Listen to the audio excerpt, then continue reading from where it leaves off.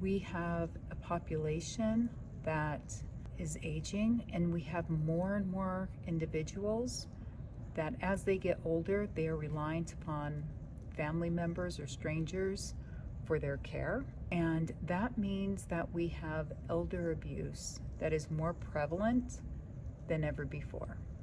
And as an attorney who has prosecuted and defended elder abuse lawsuits, the most heartbreaking thing that I see is when you know an abuser is going to get away with it.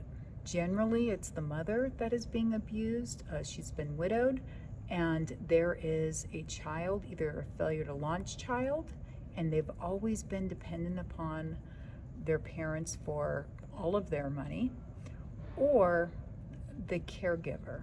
And whether it's entitlement or greed or feel like that they've given up a lot, therefore they're entitled and they deserve it, and this is proper, and their parents should be paying them for their service, or they're trying to look after their own retirement.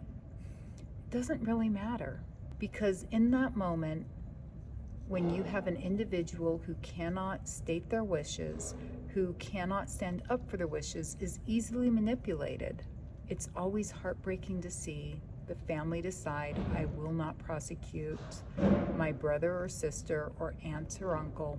And that means that their mother's wishes is being overridden, their father's wishes are being overridden, and whoever is abused that parent is going to get away with it, because it is abuse and it is taking advantage of an elderly individual.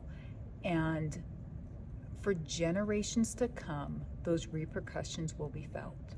The abuser is very, very bold, and most of the time, if somebody has abused an elder once, they will do it again, maybe to their in-laws, maybe to an aunt and uncle, but they've gotten away with it. Additionally, the intergenerational wealth, there's a part of the family it will not be transferred to.